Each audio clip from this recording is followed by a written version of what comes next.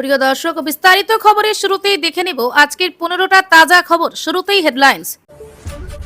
হালি শহরে মমতার উপর হামলার প্রতিবাদ, রাস্তায় নামছে কালীঘাট শিবির। হর ঘর তিরঙ্গা কর্মসূচিতে আজ মুখ্যমন্ত্রী, কলকাতার একাধিক রাস্তা বন্ধ থাকবে, বাড়ি থেকে বেরোনোর আগে দেখে নিন। পুলিশের গাফিলতি প্রমাণিত, মৃত তৃণমূল নেতার কাউন্সিলর স্ত্রীকে সিএম এর অ্যাটেন্ডেন্টের চাকরি দিলেন শুভেন্দু। রেশনের চালে বড় বদল, 2026-27 থেকে নয়া নিয়ম নির্দেশিকা জারি খাদ্য দপ্তরের। খুলছে পোর্টাল, কবে থেকে আবেদন যুবশক্তি প্রকল্পে, সর্বশেষ আপডেট। 500 কোটির গরু পাচারের দুর্নীতি, নাম জড়াতে দেশ ছেড়ে দ্বীপ রাষ্ট্রের বসবাস। এবার ধরা পড়বেন অভিষেক ঘনিষ্ঠ বিনয় মিশ্র, তৎপর সিবিআই। জেনজে বিক্ষোভে রণক্ষেত্র রাত্রি, পুলিশের জলকামানের মুখে আরো শক্তিশালী আন্দোলনকারীরা। যেখানে খুশি যান, পুলিশকে সময় মতো জানাবেন, নিরাপত্তা পাবেন। মমতাকে অনুরোধ শুভেন্দুর। প্রতি মাসে 10,000 টাকা, রাজ্যে নতুন প্রকল্পের বড় ঘোষণা মুখ্যমন্ত্রীর। কারা পাবেন এই সুবিধা? আর্যিকর কাণ্ডে বিরাট আপডেট, বাজেয়াপ্ত নার্সের ফোন, শ্মশানে তড়িঘড়ি দেহ দাহের নতুন করে তদন্ত। বাড়িতে বসে মাত্র 10 টাকায় বানিয়ে নিন বার্থ সার্টিফিকেট, জেনে নিন পদ্ধতি। অভিষেকের বিদেশ যাত্রায় সাই, সুপ্রিম কোর্টের মামলা রয়েছে বলে চিকিৎসা করাতে যেতে বাধা দেওয়া যায় না, বললেন বিচারপতি। উনিও ঠিক, আমিও ঠিক, যে বুঝবে না আমার কাছে পাঠিয়ে দিন, কেন বললেন দিলীপ। ধর্মীয় স্থানে মাইক খোলা প্রতিবাদে জোড়া মামলা কলকাতা হাইকোর্টে। এটা বেঙ্গলি কালচার নয়, মুখ খুললেন অগ্নিমিত্রা। প্রিয় দর্শক, এতক্ষণ শুনলেন সংবাদ শিরোনাম, এবার আসছে বিস্তারিত খবর নিয়ে। রবিবারে বার বেলায় হালি শহরের রাস্তায় রাজ্যের প্রাক্তন মুখ্যমন্ত্রী মমতা বন্দ্যোপাধ্যায়কে দেখে উঠল চোর চোর স্লোগান। ভিড়ের মধ্যে থেকে মারমুখী জনতা চিৎকার করে বলে ওঠে, ওই দেখো চোর এসেছে। এমনকি তার গাড়ি লক্ষ্য করে ছোড়া হয় দ্রুত। এই ঘটনায় প্রতিক্রিয়া দিতে গিয়ে সাংবাদিকদের সামনে ক্ষোভে একেবারে ফুঁসে উঠলেন তৃণমূলের বর্ষিয়ান নেতা কল্যাণ বন্দ্যোপাধ্যায়। রীতিমতো ক্ষোভে ফেটে পড়েন তিনি, বলেন, একদম মারাত চক্রান্ত করছে, বাংলা থামবে না। মমতা বন্দ্যোপাধ্যায়ের গায়ে যদি হাত পড়ে, গোটা পশ্চিমবঙ্গ জেগে উঠবে। এভাবে বিজেপির লোক দিয়ে পুলিশকে সামনে রেখে এসব করেছে। তখনই পাশ থেকে মমতা বন্দ্যোপাধ্যায় বলে ওঠেন, আমাকে এত বড় বড় ইট মেরেছে, পাথর মেরেছে। এরপর কল্যাণ বন্দ্যোপাধ্যায় আবার বলতে শুরু করেন, আজ মমতা বন্দ্যোপাধ্যায়ের সিকিউরিটি ছিল বলে আমরা বেঁচে আছি, না হলেই পুলিশের হাতে, লোকাল পুলিশের হাতে আমরা শেষ হয়ে যেতাম আজকে। রাজ্যের মুখ্যমন্ত্রীর বিরুদ্ধে অভিযোগ করে কল্যাণ বলেন, শুভেন্দু অধিকারী পুলিশে 12টা বাজিয়ে দিয়েছে, তখন যা বিচার হবে তাতে বাড়ির লোককে ভয় দেখিয়ে রেখে দিয়েও ওই বিচার ব্যবস্থা থেকে আমাদের দূরে সরিয়ে রাখা যাবে না, আমরা লড়বো। মমতা দিয়ে আছেন তৃণমূলের বর্ষিয়ান নেতার আরো অভিযোগ, আজকে এদেরকে যেভাবে ভয় দেখিয়ে বাড়ির ভিতরে ঢুকিয়ে রাখা হচ্ছে, বাংলার মানুষ কেন, ভারতবর্ষের মানুষ দেখবে বিচার ব্যবস্থা কি, এবং এই বিচার ব্যবস্থা আইসি থেকে শুরু করে শাস্তি হবে। আমরা ডিজি এবং সিপির আমরা রেজিগনেশন চাই। কারণ জানিয়ে তৃণমূল নেতা দাবি করেন, ডিজি এবং সিপির নির্দেশে রাত্রিবেলায় 2টোর সময় লেডিস হোস্টেলে তুলে নিয়ে গিয়ে ওকে পিটিয়ে মারা হয়েছে। আমরা এর বিচার চাই। রাজ্যে বর্তমান শাসক দলের বিরুদ্ধেই তার অভিযোগ, যেভাবে বিজেপি অত্যাচার করছে তাতে বোঝা যাচ্ছে শুভেন্দু অধিকারী একটা পুলিশ দিয়ে রাজত্ব চালাচ্ছে। শুভেন্দু অধিকারী সমস্ত মাফিয়াদের রাজ্য তৈরি করে দিয়েছে। পুলিশকে বলেছিল না, সমস্ত ক্ষমতা দিয়েছি, এই সমস্ত ক্ষমতার ফল কাস্টোডিয়াল ডেথ শুরু হলো। পশ্চিমবঙ্গে কাস্টোডিয়াল ডেথ ছিল না। সোমবার একাধিক কর্মসূচি রয়েছে মুখ্যমন্ত্রী শুভেন্দু অধিকারীর। আজ সকাল 10:30টায় সল্টলেকে বিজেপি দপ্তরে জনতার দরবারে বসবেন তিনি। এছাড়া আজ হর ঘর তিরঙ্গা কর্মসূচি উপলক্ষে বিশেষ পদযাত্রার আয়োজন করেছে রাজ্য সরকার। মিছিলে যোগ দেবেন মুখ্যমন্ত্রী বেলা 1টার পরে। মিছিল ধর্মতলা নেতাজি মূর্তির পদদেশ থেকে শুরু হয়ে বিড়লা তারামণ্ডল পর্যন্ত যাবে। অন্যদিকে অন্নপূর্ণা যোজনা নিয়ে সাংবাদিক বৈঠক করবেন মুখ্যমন্ত্রী। যাচাই প্রক্রিয়ায় কি কি বিষয় দেখা হয়েছে, কাদের আবেদন কেন বাতিল করা হয়েছে, সে বিষয়ে বিশদ জানাবেন শুভেন্দু। সঙ্গে থাকবেন সংশ্লিষ্ট দপ্তরের মন্ত্রী মালতী রাভা রায়। নবান্নে সোমবার দুপুর 2টায় সাংবাদিক বৈঠক হবে। আজ সোমবার অবশ্য রাস্তায় বেরোনোর আগে জেনে নিন কোন কোন রাস্তা 10 বন্ধ থাকতে পারে। তবে এলপিজি সিলিন্ডার, সিএনজি, পেট্রোল, তেল, অক্সিজেন, সবজি, ওষুধ, ফল, মাছ ও দুধ বহনকারী যান এই নিষেধাজ্ঞার বাইরে থাকবে। যে রাস্তাগুলি বন্ধ থাকতে পারে দেখে নিন এক নজরে। ময়দান যাওয়ার রাস্তা মূলত Kingsway, RR Avenue, Plassey gate Road, Mayo Road, Jawaharlal Nehru Road, Cathedral Road, Queensway, Red Road, Khidirpur Road, Lovers Lane, Casuarina. Parking বন্ধ থাকবে কিশংওয়ে, অকল্যান্ড রোড, স্ট্র্যান্ড রোডের নির্দিষ্ট অংশ, R Avenue, Plassey gate Road, Mayo Road, Jawaharlal Nehru Road, Cathedral Road, Queensway, Dufferin Road, Casuarina Avenue, দ্বিতীয় হুগলি সেতু, AJC Bose Road, Lenin Sarani, Moulali মোড় থেকে হেস্টিংস পর্যন্ত, Saint George's Gate Road, Strand Road, CR avenue, JC Avenue থেকে দক্ষিণমুখী, Jawaharlal Nehru Road, SP Mukherjee Road, Rashbehari Avenue থেকে Exide মোড় পর্যন্ত।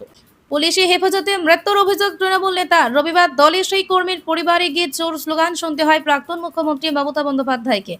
তবে প্রাক্তন মুখ্যমন্ত্রীর সঙ্গে দেখা করেনি পরিবারের কেউ। আজ অর্থাৎ সোমবার সকালে সেই হালিশ শহরে পৌঁছে যান রাজ্যের মুখ্যমন্ত্রী শুভেন্দু অধিকারী। মৃতের পরিবারের পাশে দাঁড়ান তিনি। মৃত তৃণমূল কর্মীর স্ত্রী কাউন্সিলর, তাকে অ্যাটেন্ডেন্টের চাকরি দিলেন মুখ্যমন্ত্রী। সঙ্গে 10 লক্ষ টাকার ক্ষতিপূরণ ও মৃতের 2 শিশুর পড়াশোনার দায়িত্বভার গ্রহণ করলেন তিনি। একই সঙ্গে তদন্তকারী অফিসারকে সাসপেন্ড করল রাজ্যের পুলিশ মন্ত্রী শুভেন্দু বলেন যে ছেলেটি মারা গিয়েছেন তার পরিবার একটি কাগজ দিয়েছে। এখানে অর্জুন সিং, লোকাল বিধায়ক, ডিজিপি আছেন। পরিবারকে কৃতজ্ঞতা জানিয়েছি, তারাই মৃত্যুকে নিয়ে রাজনৈতিক স্লোগান কাউকে দেয়নি। মমতা বন্দ্যোপাধ্যায় আসার পর বাড়ি বাড়ি লোক দেখা করেননি। মৃতের দাদা বলেছিলেন, আমি বিচার চাই, আর বিচার দিতে পারবে রাজ্য পুলিশ ও প্রশাসন। গোটা বিষয় দিতে কার্যত আপ্লুত মুখ্যমন্ত্রী। বারে বারে তিনি কৃতজ্ঞতা জানিয়ে বলেছেন, পরিবার, পুলিশ ও রাজ্য পুলিশের উপর আস্থা রেখেছেন, এটা পাওনা। একই সঙ্গে এই রাজ্যে পুলিশের অত্যাচারের ঘটনার অনেক উদাহরণ রয়েছে বলে জানিয়েছেন পুলিশ মন্ত্রী। মুখ্যমন্ত্রী বলেন, প্রয়াত বুদ্ধবাবু মমতার সময় একটা উদাহরণ দেখাতে পারবেন না যে রাজ্য সরকারি প্রশাসনিক প্রধান মুখ্যমন্ত্রী ডিজিপিকে সঙ্গে নিয়ে রাজনৈতিক ভিন্ন মত পোষণ করার লোকের বাড়িতে এসেছেন, এই উদাহরণ পাবেন না। মৃতের পরিবার পুরোটাই তৃণমূল করে। মৃতের পরিবারের স্ত্রী কাউন্সিলর। মৃতের পরিবার কি কি চেয়েছে? শুভেন্দু বলেন, প্রথমত মৃতের পরিবার দুটো জিনিস চেয়েছে। বলেছে, আমরা জেনেছি শারীরিক অত্যাচার হয়েছে, দোষী পুলিশদের বিরুদ্ধে ব্যবস্থা নিতে হবে। দ্বিতীয়ত, মৃতের 2টি সন্তান আছে, তাদের ভবিষ্যতের দায়িত্ব নিতে হবে। এরপর তার আরও সংযোজন, উনি বলেননি আমরা করেছি। পুলিশের হেফাজতে মারা গিয়েছে, এটা দিনের আলোতে মতো সত্যি। কতটা শারীরিক অত্যাচারে মারা গেছে সেটা আমরা বলতে পারবো না। 3 জন ডাক্তারের উপস্থিত ময়না তদন্তের রিপোর্ট থেকে জানা যাবে। আইওতে সাসপেন্ড করছি, ঘটনার গুরুত্ব বুঝে ম্যাজিস্ট্রেশিয়ান এনকোয়ারির দায়িত্ব দিচ্ছি। স্ত্রীকে চাকরি। শুভেন্দু ঘোষণা, আমি স্বরাষ্ট্রমন্ত্রী, বছরে 3 জন অ্যাটেন্ডেন্ট পাই, ওর স্ত্রীকে আমরা অ্যাটেন্ডেন্ট হিসেবে চাকরি দিলাম। উনি শোক কাটিয়ে ওঠার পর লোকাল থানার সঙ্গে যোগাযোগ রাখবেন। এই অ্যাটেন্ডেন্টরা 15,000 টাকা 12 মাস পায়। 12 মাস শেষ হলে গ্রুপ ডিতে স্থায়ী নিয়োগ হয়। বারে বারে বলেছে মৃত্যু অর্থ দিয়ে হয় না, তবে মুখ্যমন্ত্রীর তো দায়িত্ব থাকে, ওরা অর্থ চায়নি। তবে আমি মুখ্যমন্ত্রী রিলিফ ফান্ড থেকে 10 লক্ষ টাকা চেক দিয়েছি। রেশনের চালে ভাঙা চালের ব্যবহার নিয়ে এবার বড় পরিবর্তন আনতে চলেছে কেন্দ্র। ইথানল তৈরি কাজে রেশনে দেওয়া চাল ব্যবহার করা হলেও তার মধ্যে ভাঙা চালের পরিমাণ ধাপে ধাপে কমানোর সিদ্ধান্ত নেওয়া হয়েছে। কেন্দ্রের সেই সিদ্ধান্ত বাস্তবায়নে রাজ্যেও প্রস্তুতি শুরু হয়ে গিয়েছে। 2026 থেকে 27 খরিফ মরশুম থেকেই নতুন নিয়ম চালুর লক্ষ্যে আগামী নভেম্বর থেকে ব্যবস্থা নেওয়ার নির্দেশ দিয়েছে রাজ্যের খাদ্য দপ্তর। প্রথম পর্যায়ে সেদ্ধ চালের ক্ষেত্রে ভাঙা চালের সর্বোচ্চ অনুপাত 10% থেকে কমিয়ে 5% করা হচ্ছে। আতপ চালের ক্ষেত্রে একইভাবে পরিবর্তন আনা হয়েছে। সেখানে ভাঙা চালের পরিমাণ 15%-এর জায়গায় 10%-এ নামিয়ে আনা হবে। সরকারি সূত্রের দাবি, আগামী পরবর্তী ধাপে আরও কড়া নিয়ম কার্যকর হতে পারে। 2027 থেকে 28 খরিফ মৌসুম থেকে রেশনের চালে ভাঙা চাল সম্পূর্ণভাবে বন্ধ করার পরিকল্পনা রয়েছে কেন্দ্রের এই পরিকল্পনায় সাধারণ মানুষের জন্য বরাদ্দ রেশন চালের পাশাপাশি স্কুলের মিড ডে মিল এবং অঙ্গনওয়াড়ি কেন্দ্রে খাদ্য সরবরাহেও চালের মান আরও উন্নত হতে পারে। তবে শুধু খাদ্যের গুণগত মান বাড়ানোই এই সিদ্ধান্তের উদ্দেশ্যে নয়, পেট্রোলের সঙ্গে মেশানোর জন্য প্রয়োজনীয় ইথানলের যোগান নিশ্চিত করাও কেন্দ্রের অন্যতম লক্ষ্য। কারণ চাল থেকে ইথানল তৈরি করলে উৎপাদন খরচ তুলনামূলকভাবে কম হয়। ভুট্টা, আখ কিংবা নষ্ট হয়ে যাওয়া অন্যান্য খাদ্যশস্যের তুলনায় চাল থেকে প্রতি লিটার ইথানল উৎপাদনে প্রায় 5 থেকে 7 টাকা কম খরচ হয়। চাল থেকে ইথানল উৎপাদনের প্রবণতাও গত কয়েক বছরে উল্লেখযোগ্যভাবে বেড়েছে। 2023-24 অর্থবর্ষে মোটা ইথানল উৎপাদনের 1% কম এসেছিল চাল থেকে। মাত্র 2 বছরের ব্যবধানে 2025 থেকে 26 সালে সেই অংশ বেড়ে 25%-এ পৌঁছেছে। আগামী দিনে এই পরিমাণ আরও বাড়ানোর পরিকল্পনা রয়েছে। সেই লক্ষ্য পূরণে চালের যোগান বাড়ানো হচ্ছে। আগামী খারিফ মৌসুমে ইথানল তৈরির জন্য কেন্দ্রীয় সরকারি সংস্থা এফসিআই 72 লক্ষ টন চাল সরবরাহ করবে বলে সিদ্ধান্ত নেওয়া হয়েছে। তবে ভাঙা চালের পরিমাণ কমাতে গেলে ধান থেকে চাল উৎপাদনের প্রক্রিয়াতেও কিছু পরিবর্তন আনতে হবে। সরকারি ধান থেকে চাল তৈরি করে যে রাইস মিলগুলি, সেখানে প্রয়োজনীয় যন্ত্রপাতিতে কারিগরি বদল আনার প্রয়োজন রয়েছে। বিষয়টি দ্রুত বাস্তবায়নের জন্য ইতিমধ্যেই রাজ্যের খাদ্য দপ্তর থেকে জেলাগুলোকে নির্দেশ পাঠানো হয়েছে। মিলগুলি প্রয়োজনীয় প্রযুক্তিগত পরিবর্তনের কাজ অবিলম্বে শুরু করার কথাও বলা হয়েছে। আগামী কয়েকটি খারিফ মরশুমে রেশন চালের ক্ষেত্রে ধাপে ধাপে ভাগা চালের ব্যবহার কমতে চলেছে। একদিকে সাধারণ মানুষের হাতে উন্নত মানের চাল পৌঁছানোর সম্ভাবনা তৈরি হবে, অন্যদিকে চাল থেকে ইথানল উৎপাদনের মাধ্যমে জ্বালানির প্রয়োজন মেটানোর পরিকল্পনা এগিয়ে যাবে। কেন্দ্রের এই নয়া নীতির প্রভাব তাই রেশন ব্যবস্থা থেকে শুরু করে স্কুল ও অঙ্গনওয়াড়ি খাদ্য সরবরাহ এবং জ্বালানি উৎপাদন একাধিক ক্ষেত্রে পড়তে চলেছে। প্রথম রাজ্যে বাজেটে বিজেপি সরকার যুবশক্তি ভরসা কার্ড প্রকল্পের ঘোষণা করে দিয়েছে। পূর্ববর্তী সরকারের যুবসাথী প্রকল্পের আদলে যুবশক্তি প্রকল্পের মাধ্যমে রাজ্যে বেকার যুবক যুবতীদের জন্য মাসিক আর্থিক সহায়তা প্রদান করা হবে এই প্রকল্পের মাধ্যমে। তবে কবে থেকে মিলবে ভাতা, এই প্রশ্ন তুলতে শুরু করেছে বাংলার যুবকরা। ইতিমধ্যেই আগস্ট মাস পড়ে গিয়েছে, বেকারদের যুবশক্তি নিয়ে বর্তমানে চর্চা তুঙ্গে পৌঁছেছে। এরই মধ্যে বড় খবর সামনে। সূত্রের খবর, সব ঠিক থাকলে পুজোর আগেই খুলে যাচ্ছে বেকার ভাতার পোর্টাল। রাজ্য বাজেটেও জানানো হয়েছে পুজোর মাসেই চালু হবে যুবসাথী। সংবাদ সংগ্রহ জানিয়ে রাখি, যুবশক্তি ভরসা কার্ডে স্নাতক বেকাররা মাসে ৩,০০০ এবং যারা ন্যূনতম মাধ্যমিক পাস কিন্তু স্নাতক নন তারা পাবেন ২,০০০ টাকা করে।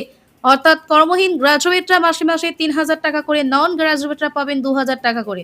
শোনা যাচ্ছে প্রকল্পের জন্য যোগ্যতামান বাড়ি বাড়ি ঘুরে সমীক্ষা করে খতিয়ে দেখা হবে, সবটা হবু যুব কল্যাণ দপ্তরের তত্ত্বাবধানে।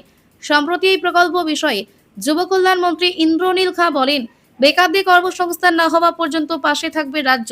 যুবশক্তিতে ২ ও ৩,০০০ টাকা করে দেওয়া হবে। এই প্রকল্পে আবেদনের ক্ষেত্রে বয়স হতে হবে ২১ থেকে ৪০-এর মধ্যে।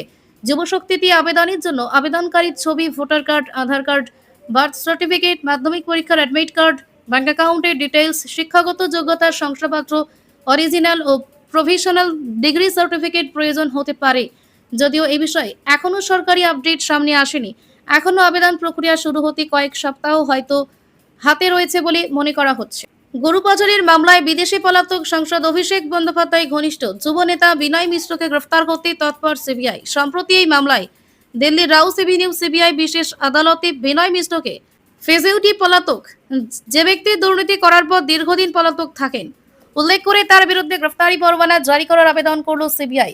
আগামী ১৩ আগস্ট ওই আবেদনের শুনানি হবে বলে আদালত সূত্রে খবর। প্রসঙ্গত, এই মামলায় অত্যন্ত গুরুত্বপূর্ণ অভিযুক্ত বিনয় মিশ্র। সিবিআই সূত্রের দাবি, ২০২০ সালে এই মামলার তদন্ত শুরু হওয়ার সঙ্গে এদেশ ছেড়ে পালিয়ে যায় বিনয়। ভারতীয় নাগরিকত্ব ছেড়ে ভানাটু নামে একটি দ্বীপ রাষ্ট্রের বসবাস শুরু করে। ওই দেশে পাসপোর্ট তৈরি করে বিনয় এবং পাসপোর্ট ও তার নাগরিকত্বের বিষয়ে ভারতীয় দূতাবাসে জানিয়ে দিয়েছিল বিনয় মিশ্র। ওই দেশে পাসপোর্ট তৈরি করে বিনয় এবং পাসপোর্ট ও তার নাগরিকত্বের বিষয়ে ভারতীয় দূতাবাসে জানিয়ে দিয়েছিল বিনয় মিশ্র। তবে তদন্তকারীদের কথায় বিনয় ভানাটুর নাগরিকত্ব গ্রহণ করলেও আদতে দুবাই ও লন্ডনে যাতায়াত করে। বছরের অধিকাংশ সময় লন্ডনে থাকে। সিবিআই সূত্রের দাবি, ২০২১ সাল থেকে বিনয়ের গতিবিধি সম্পর্কে নিয়মিত নজরদারি রয়েছে। কেন্দ্রীয় বিদেশ মন্ত্রক ও স্বরাষ্ট্র মন্ত্রক মারফত তার নজরদারি করা হচ্ছে। সিবিআই সূত্রে আরও দাবি, ২০১৫ থেকে ২০২০ সাল পর্যন্ত বিএসএফ, রাজ্য পুলিশ, প্রভাবশালী নেতা মন্ত্রীদের একাংশের যোগ সদস্যে গরু পাচারে প্রায় ৫০০ কোটি টাকার বেশি দুর্নীতি হয়েছিল। ওই দুর্নীতির সিংহভাগ কালো টাকা বিনয় মারফত প্রভাবশালীদের কাছে পৌঁছেছিল বলে সমস্ত তথ্য পাওয়া গিয়েছে বলে দাবি তদন্তকারীদের। দিল্লি কলকাতার পর জেনজি প্রতিবাদী ঢেউয়ের ঝাপটা ঝাড়খণ্ডে। সোমবার রাঁচিতে পড়ুয়াদের বিধানসভা ঘেরাও কর্মসূচি রুখতে সব রকম প্রতিরক্ষা ব্যবস্থা রেখেছিল পুলিশ, কিন্তু ন্যায়ের দাবিতে যৌবনের প্রতিবাদ ভেঙে চড়ে দিয়েছে সমস্ত দুর্গ। বিধানসভার দিকে এগোনো আন্দোলনকারীদের ওপর পুলিশ জল কামান ছড়ে সেই জলের তোর বিক্ষোভকারীদের দমনের বদলে যেন আরো শক্তিশালী করে তুলল। জল কামানের সামনে দাঁড়িয়ে রীতিমতো নাচানাচি করতে শুরু করেন প্রতিবাদী ছাত্ররা। এক দাবিতে অনড় তারা, কোনো দুর্নীতি নয়, সরকারি চাকরির নিয়োগ পরীক্ষায় স্বচ্ছতা আনতে পরীক্ষা পদ্ধতির খোল নলচে বদলে ফেলা হোক। জেপিএসসি, জেএসএসসি দুটি পরীক্ষার ঝাড়খণ্ডের সরকারি চাকরি পাওয়ার ক্ষেত্রে গুরুত্বপূর্ণ, কিন্তু সেই পরীক্ষায় দুর্নীতির অভিযোগ উঠছে সম্প্রতি। তার বিরোধিতায় হেমন্ত সোরেন সরকারের বিরুদ্ধে এতদিন অনশন করছিলেন পড়ুয়ারা। তাদের সমর্থন জুগিয়ে অনশনে বসেন ঝাড়খণ্ডের লোকতান্ত্রিক ক্রান্তিকারী মোর্চার নেতা তথা সমাজকর্মী দেবেন্দ্রনাথ মাহাতো। ঠিক সোনাম ওয়াংচুকের মতো চাপে পড়ে বিক্ষোভকারীদের আলোচনায় টেবিলে ডেকেছিলেন মুখ্যমন্ত্রী হেমন্ত সোরেন, কিন্তু আলোচনা সদর্থক হয়নি। এই দাবিতে আজ বিধানসভা ঘেরাও কর্মসূচি করছেন পড়ুয়ারা।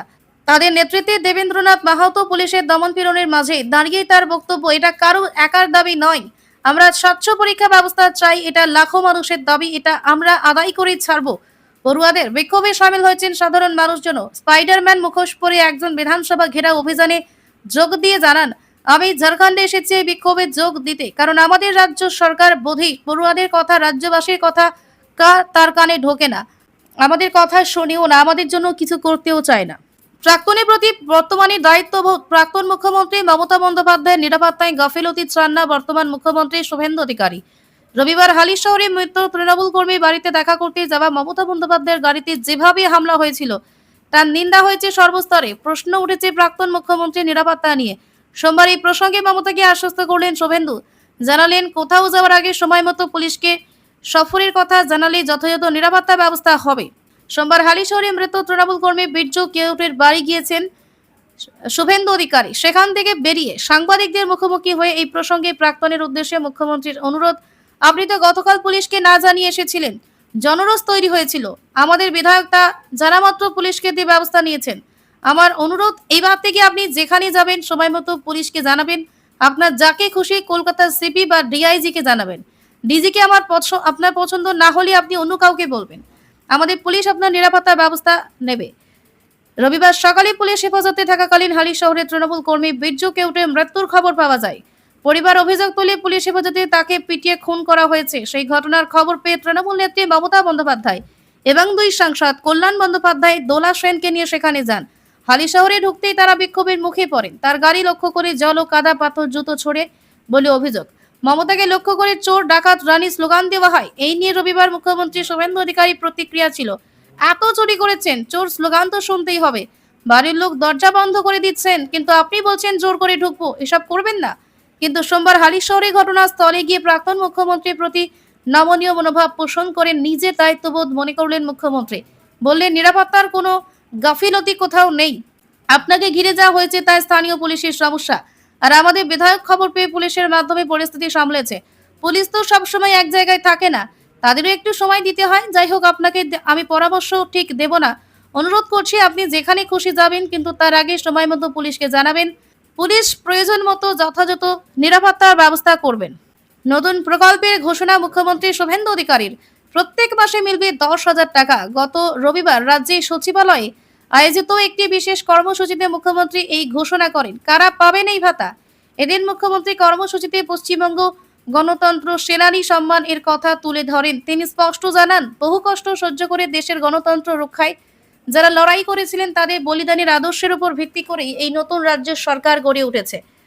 তাই ইমার্জেন্সি অবস্থায় গণতন্ত্র রক্ষায় জেল খাটা 325 জন প্রতিবাদীকে মাসে 10,000 টাকা করে পেনশন দেওয়া ঘোষণা করেন মুখ্যমন্ত্রী। এই সম্মান পাওয়ার জন্য রাজ্য সরকারকে পক্ষ থেকে 325 জন সংগ্রামীকে চিহ্নিত করা হয়েছে। দেশে 1975 সালে ইমার্জেন্সি অবস্থা জারির দিন থেকে 25 জুন কেন্দ্রীয় সরকারি সংবিধান হত্যা দিবস হিসেবে পালন করে থাকে। ইতিমধ্যে বিজেপির একাধিক রাজ্য সরকার জরুরি অবস্থার প্রতিবাদীদের সম্মানিত করার পাশাপাশি পেনশন চালু করেছে। চলতি বছর বিধানসভা নির্বাচনে জিতে পশ্চিমবঙ্গে প্রথমবারের জন্য সরকার গড়েছে বিজেপি। নতুন সরকার আসার 3 মাসের মধ্যে একাধিক নতুন প্রকল্প শুরু করেছে নতুন সরকার। অন্যদিকে একই দিনে ভারত ছাড়ো আন্দোলনের 84তম বার্ষিকীতে দেশের স্বাধীনতা সংগ্রামীদের শ্রদ্ধা জানান মুখ্যমন্ত্রী। সোশ্যাল মিডিয়ার মহাত্মা গান্ধীর ঐতিহাসিক কারেঙ্গে ইয়া মারেঙ্গে, করবো অথবা মরবো ডাক স্মরণ করে তিনি লেখেন, হাজার হাজার ভারতবাসীর আত্মত্যাগের উপর দাঁড়িয়ে আছে আজকে স্বাধীন ভারত। ঐতিহাসিক 9 আগস্টের এই বিশেষ দিনে সমস্ত বীর বিপ্লবীদের প্রতি তিনি গভীর কৃতজ্ঞতা জানান। পুরো দিনটিতে স্বাধীনতার সংগ্রামীদের শ্রদ্ধার পাশাপাশি জরুরি অবস্থার বন্দীদের জন্য এই আর্থিক ভাতার ঘোষণা একটি বড় পদক্ষেপ।